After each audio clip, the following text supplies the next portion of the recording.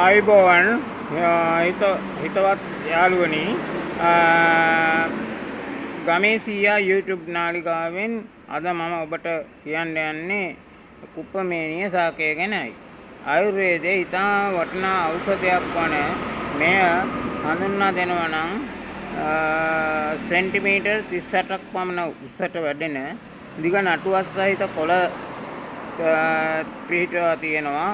එතකොට කඳ දිගටම මල් කොළ පාට මල් තියෙනවා. ඒ මල් වල පොඩි මේ පුෂ්ප ඇති වෙනවා. ඒ පුෂ්ප වලින් තමයි බීජ හටගෙන ව්‍යාප්ත වෙන්නේ. මේ ලංකාවේ සියලුම ප්‍රදේශවල මේ ශාකය දකින්න ලැබෙනවා. මෙහි මුල් වලට බලල්ලු ඉතා ප්‍රිය කරනවා. මේ බලල්ලු මේ මොකක් හරි ලෙඩක් ඇද්දෙච්ච ගමන් බඩේ අමාරුවක් වගේ ඇද්දෙච්ච ගමන් උන් ඒවා සුවඳට ඒකේ මේ සුවඳේ විහිදෙන හින්දා ඒ සුවඳට ඇවිල්ලා ඒ ගහක් ගලවලා දුන්නාම ඒකෙන් මේ මුල හපාක යමින් උගේ ලෙඩ සනීප කරගන්නවා. ආහාර වශයෙන් මේ කොළ මැල්ලුමට සම්බෝලයට කිරිහදි වලට හා පරිප්පු වලට දාලා පරිප්පෝද්දට දාලා හිටන් කන්න ගන්නවා. මේ තනිකරම මේ කැඳ එහෙම හදන්නේ මැල්ලුම් තනිකරම හදන්නේ කොළ ටිකක් දාලා කලවමට තමා ගන්න. ඒ කියන්නේ සමහර අයගේ ඇඟවල් වල හැටියට මේක විස වෙන්න පුළුවන්. එතකොට බොන මේ බෙහෙත් වර්ග වල හැටියට වෙන බෙහෙත් මේ බටහිර මේ වෙදකම් කරනවනේ මේ ඉස්පිරිතාල වලින් ගෙනාපු මේ ක්ලිනික් වලින් ගෙනාපු බෙහෙත් ಜಾති වලට එහෙම විස වෙන්න පුළුවන් තනිකරම ගත්තොත්.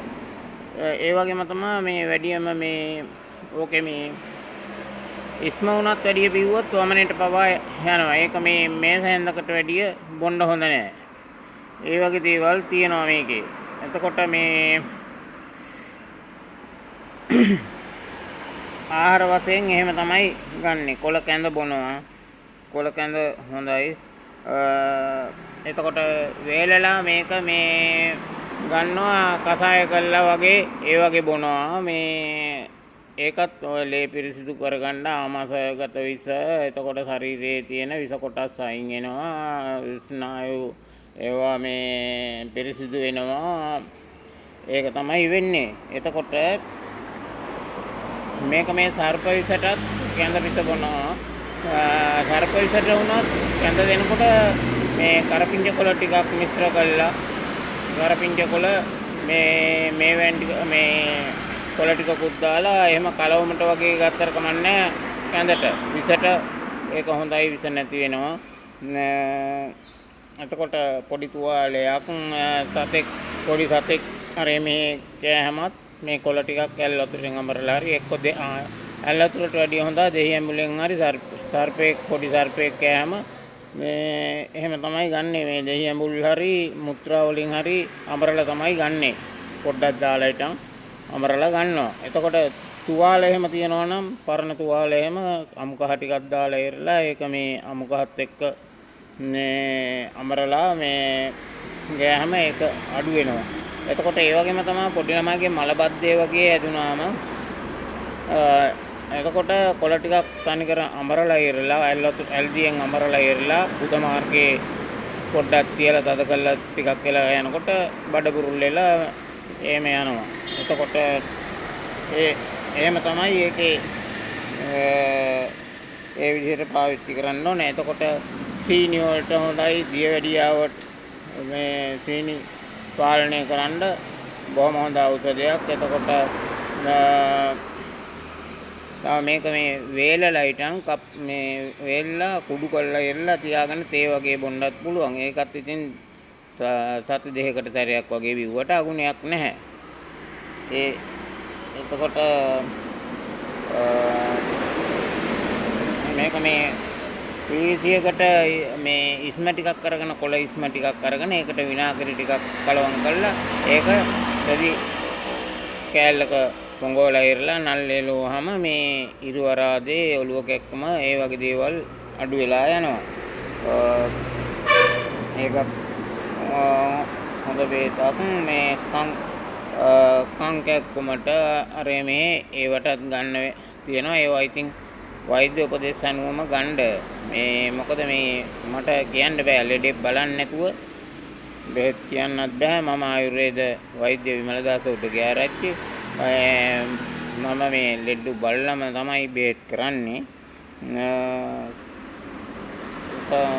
එතකොට මේ ඒක හොඳ බෙහෙතක්. මේ තවත් කියනවා නම් ඔක කුඩා කුමිසතුන්ට පමණයි. මේ ලොකු සතෙක් කෑවොත් වෛද්‍යවරයෙක් හම්බෙන්න ඕන. කරපිංච කොළ කැඳ ටිකක් වගේ දීලා කලවමට කැඳ ටික දීලා දුන්නට කමන්නේ. දීලා වෛද්‍යවරයෙක් හම්බෙන්න ඕන.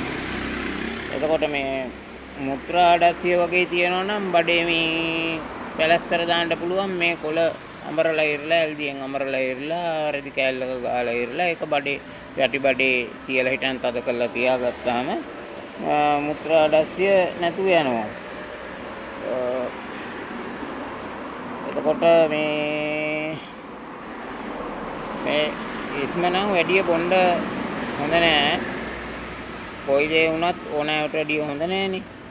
ඒකින්ද මේ උගුර දැයිල්ල එහෙම වගේ ඇති වෙන වෙලාවට මේ චුට්ටක් බිව්වහම ඒක ඇරෙනවා.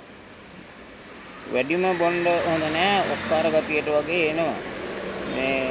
මේක අර රසායනික ද්‍රව්‍ය අඩංගුයි කියලා කියනවනේ. ඒක නිසා තමයි ඒක වෙන්නේ.